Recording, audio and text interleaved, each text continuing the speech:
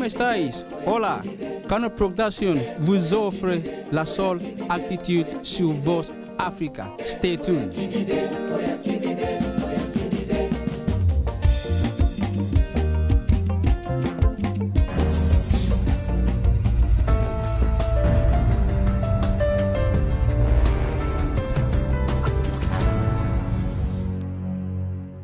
C'est bon, je peux?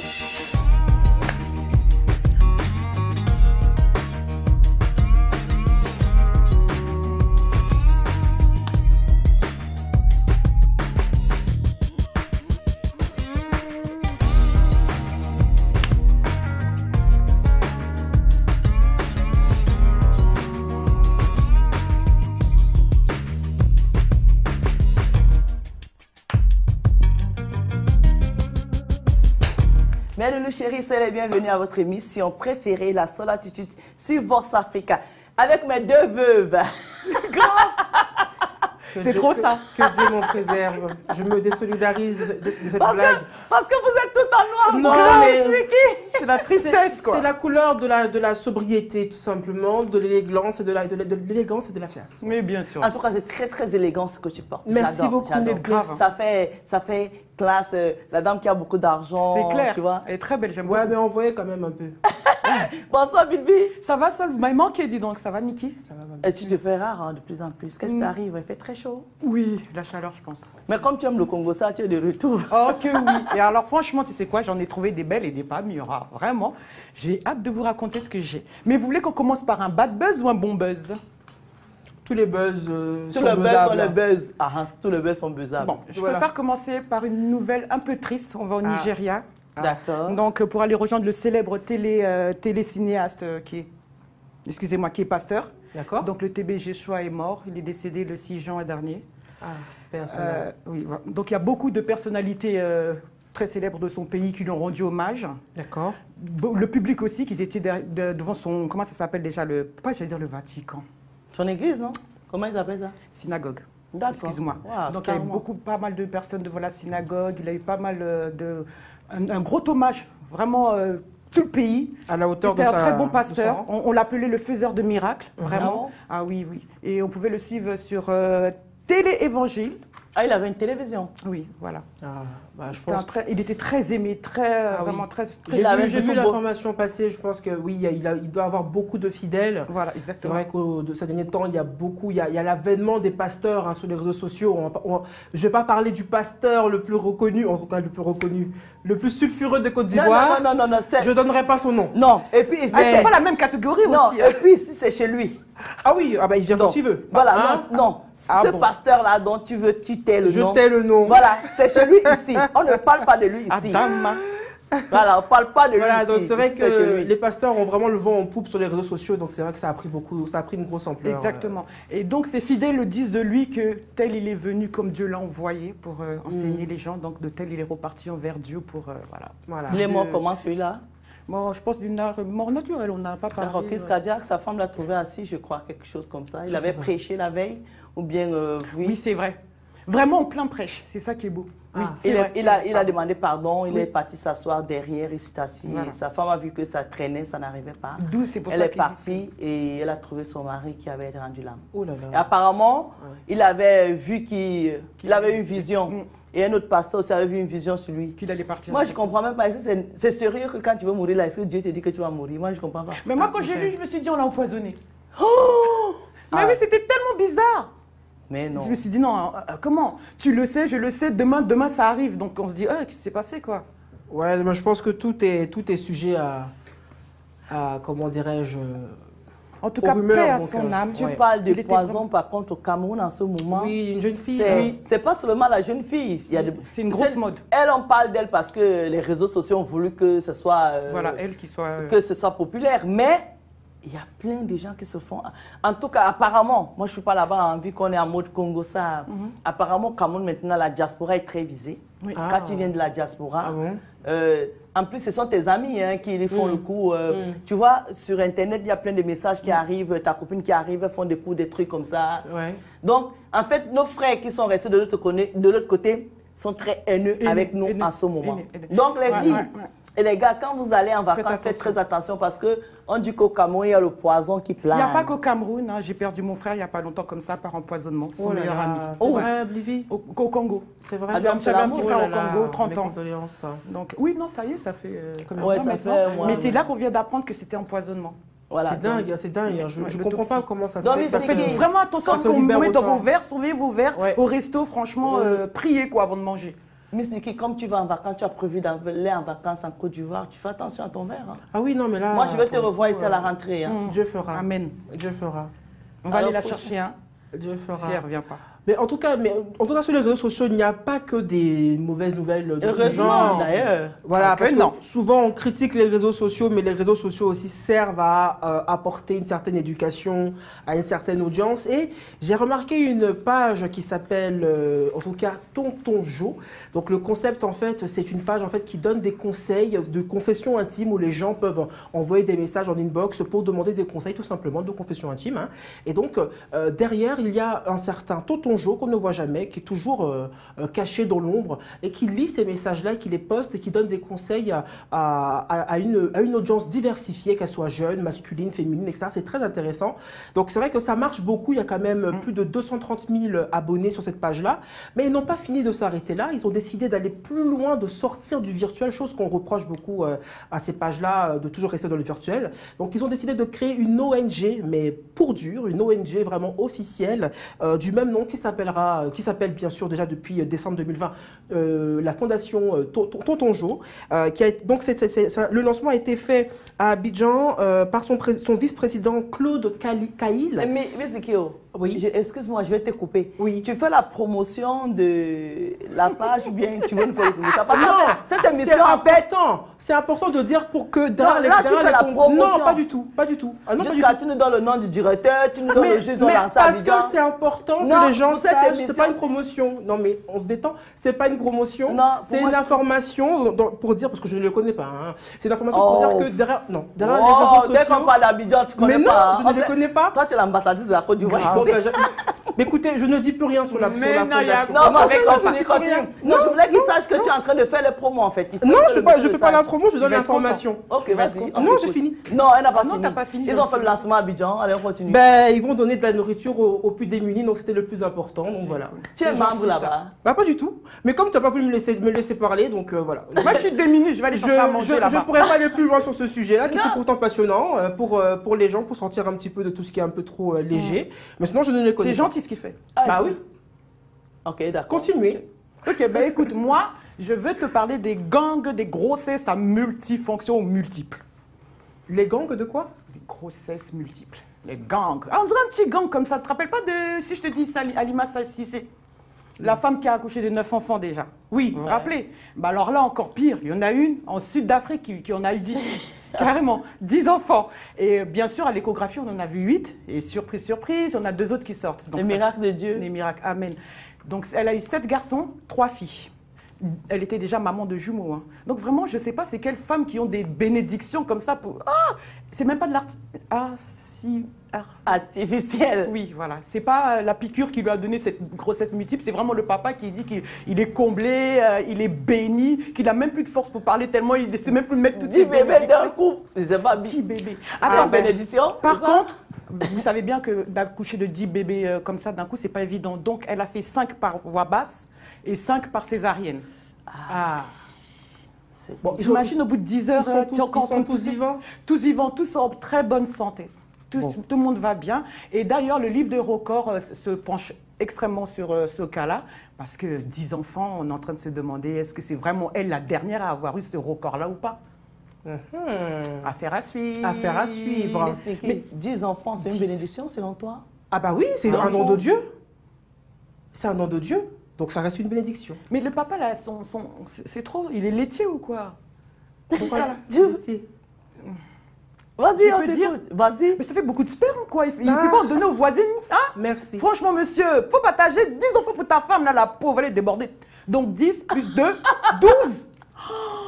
Il faut partager. Incroyable. Bibi, tu veux des enfants? Oui, j'en veux bien 2, des jumeaux. Mais pas 10.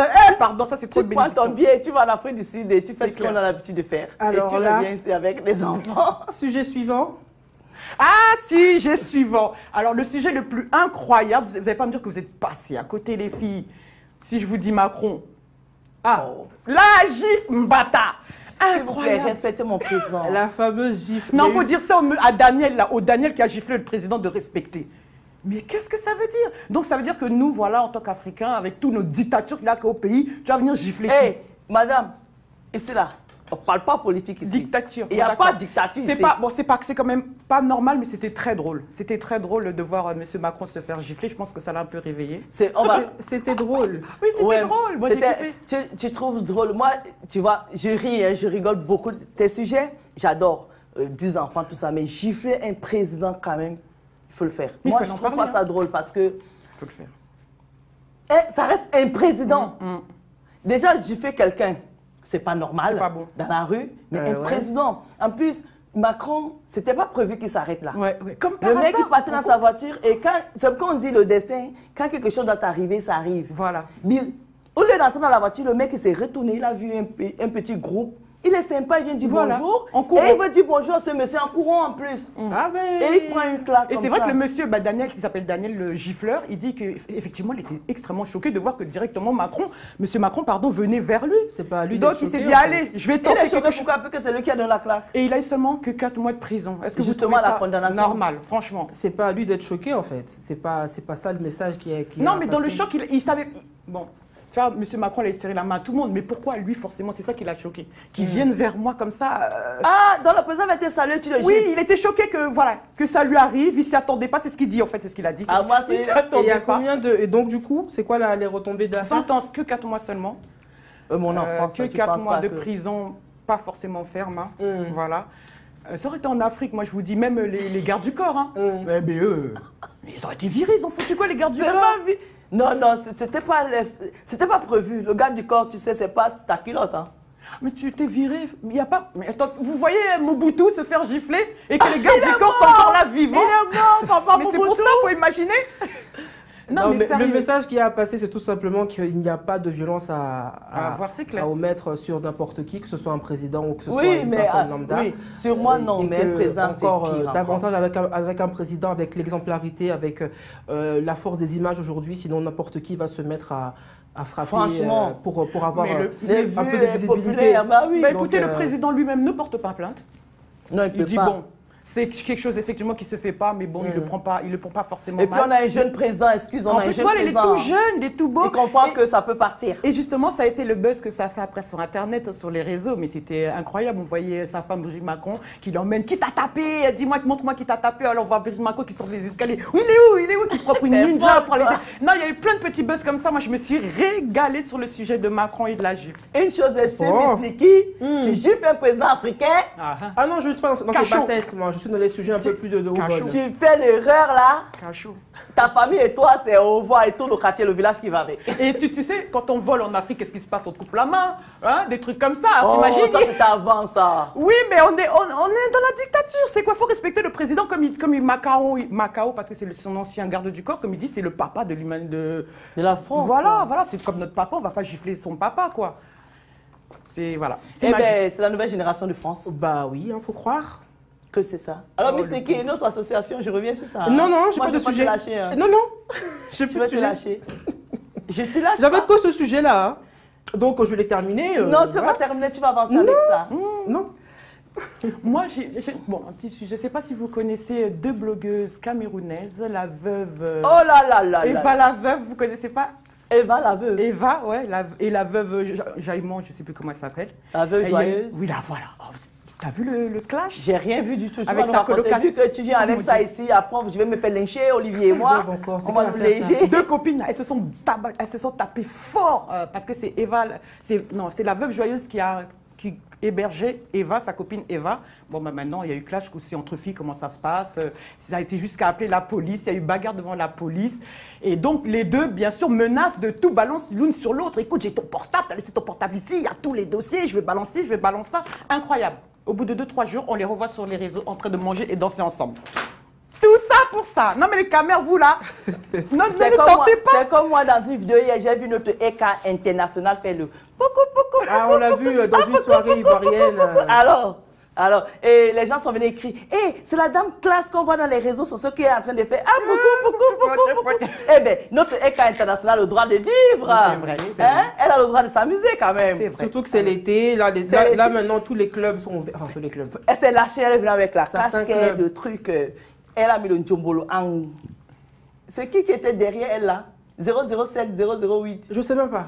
Il y avait un autre blogueur ivoirien qui était derrière et la meuf, elle a donné au gars conseil que le et le Congo, ça c'est Internet. Bon, elle casse un coucou pour toi, tu sais bien. Par contre, je voudrais faire une toute petite prévention, Aïcha, parce que l'heure est extrêmement grave sur Internet, les réseaux, tout est extrêmement exagéré. Je ne connais pas les personnes, mais il y a un garçon qui dit on dit qu'il arnaque des jeunes filles en leur prenant de l'argent, tout ça, qu'il est diamantaire au Congo, tout ça. De là, les filles se sont plaintes, bien sûr, elles ont fait des vocaux, elles réclament leur argent. Et le mec s'appelle? C'est vrai. C'est un Congolais? Oui, Peter. Peter? Ouais, on dit que c'est un Congolais, un diamantaire. Et qu'il arnaque de l'argent aux femmes. Il vit où? Paris, Congo, il voyage beaucoup, il est sur Paris. D'accord. Et qu'il a arnaqué des grosses sommes, mais c'est pas là, est-ce qu'il paraît que c'est depuis vraiment très petit qu'il fait ça. Et aujourd'hui, il s'est fait griller. Et il y a des filles, elles ne vont pas se laisser faire, c'est-à-dire qu'elles ont amené des gens chez lui, il s'est fait faire un guet-apens, il s'est fait faire tabasser. Il y a d'ailleurs le journal Le Parisien qui en parle. Okay. Donc, après toutes ces enquêtes, lui aussi, de son côté, bien sûr, il a porté plainte, tout ça. Et après toutes ces enquêtes, on remarque que c'est tout simplement... C'était juste pour faire le buzz. C'est-à-dire qu'il se retrouve avec l'adresse de sa maman dans les journaux, sur les réseaux, avec le nom, tout ça. Donc, les gens qui partent chez lui, l'insulter. Donc, tout ça de buzz pour déranger les parents, pour déranger la petite sœur. Franchement, arrêtez. Et ne donnez pas d'argent, les gens sur les réseaux. Ne demandez pas et ne donnez pas d'argent. Quelqu'un qui ne vous connaît pas ne peut pas vous donner de l'argent comme ça, c'est pas possible. À un moment, il va vous demander autre chose ou vous le réclamez. Donc, soyez prudents et arrêtez cette histoire d'argent. Et surtout, arrêtez de balancer les gens avec les photos et de mettre les adresses des gens. C'est pas cool parce que, ok, cette personne a fait du mal, mais sa maman, ses frères et sœurs, ils n'ont rien demandé. Ah oui, ça c'est un truc qui se passe beaucoup en ce moment. Ça devient très grave. On donne les adresses des gens pour qu'ils aient des représailles. Hein, mais ça, c'est comme les photos, oui, mais même dans les infos, on voit, lui, la photo de tel, regardez le flic, les gars de Créteil. Quand il y a un flic qu'ils ont tabassé, ils ont mis la photo des flics comme ça en plein commissariat, donc on savait c'était quel flic, faut vraiment arrêter de faire ça, quoi. Ça, c'est pas bien. Faut laisser la justice faire son truc, quoi. Moi, j'ai un autre Congo ça pour vous. Tu te rappelles, tu es venu avec un sujet ici d'une comédienne sénégalaise? Oui. Comment elle s'appelle? Marème, ouais. Marème, la maîtresse d'un homme marié. Oui. Tu étais là? Oui. Et entre Niki et toi, qui a soutenu, c'est toi qui soutenais les Niki. producteurs? Oui. Et toi, tu descendais les producteurs et Niki soutenait les comédiennes. Non, j'étais vraiment... Alors, je vous rappelle que votre émission a été relayée au Sénégal. Ah ouais? Et il y a des producteurs qui ne sont pas contents de vous. Parce que soi-disant, nous, on a cassé les producteurs ici, en disant que les producteurs ne payent pas les comédiens. C'est dommage parce que prochainement, on va avoir un invité qui viendra éclaircir justement ce problème ici, comment est-ce que ça se passe dans la production.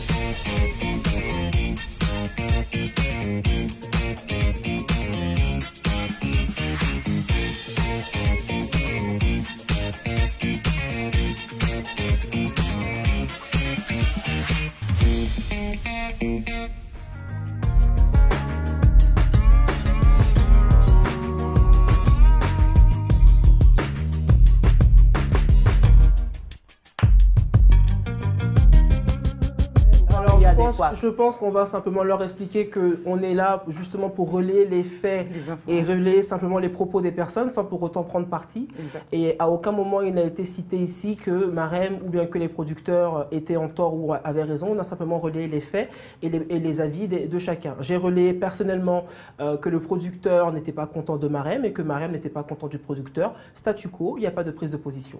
Voilà. Moi, perso, je m'en fous. Tu penses que je veux, je pense que je veux.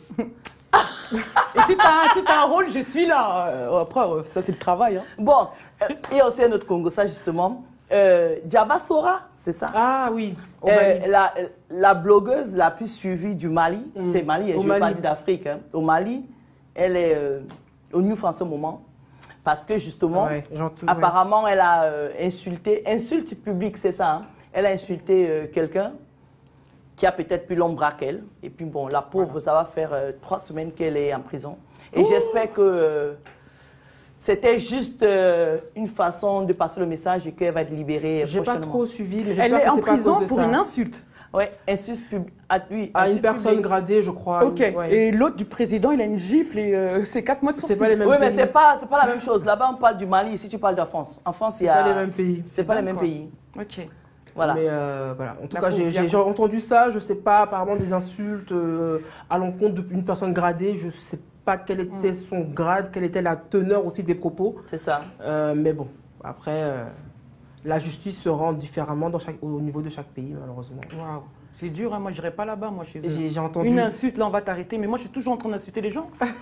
Oui, mais l'insulte, ma chérie, ça dépend de du pays où tu es et ça dépend qui tu insultes. Parce que, imagine, en France, tu as vu, on a giflé le président, tu viens de lui dire quelque chose qu'on ne devrait pas faire. Voilà. Le mec, il a pris 4 mois.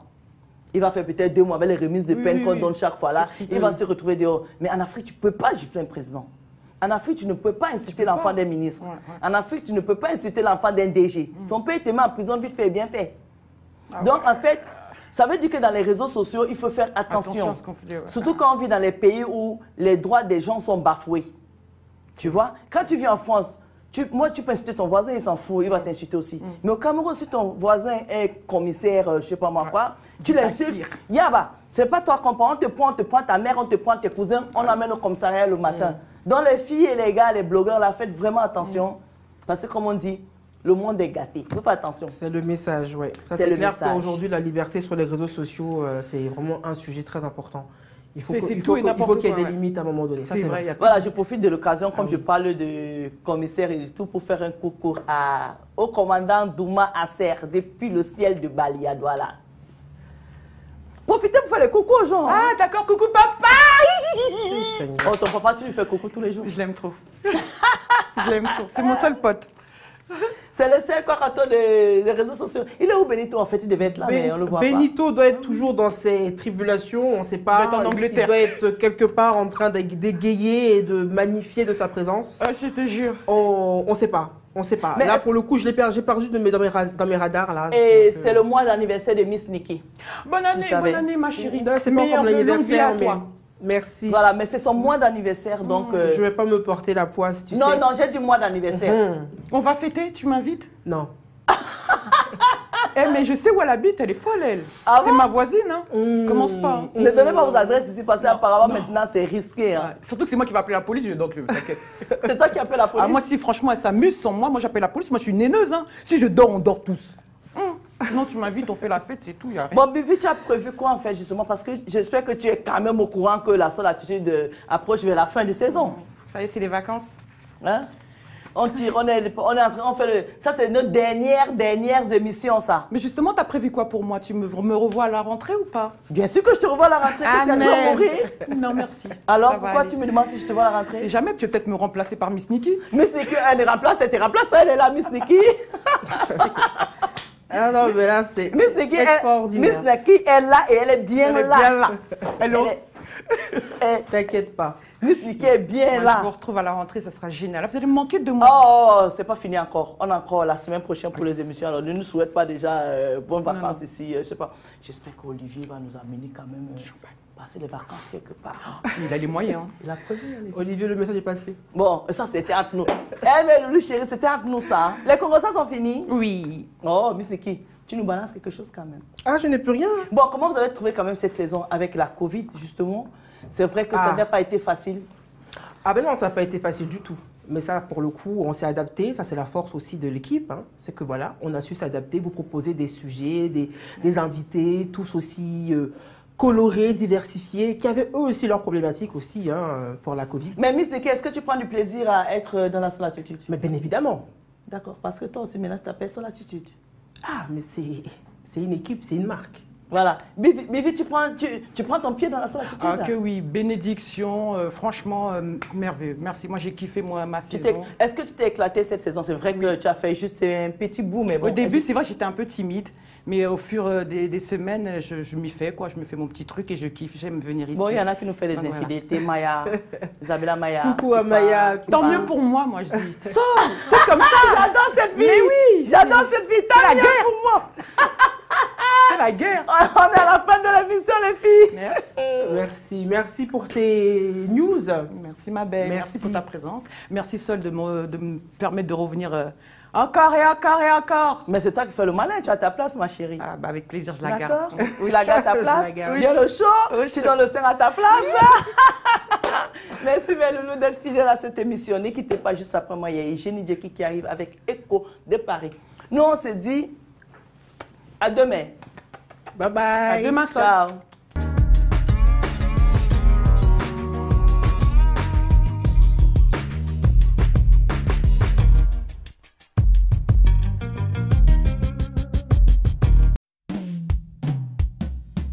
Soy Kano, I like Vox Africa.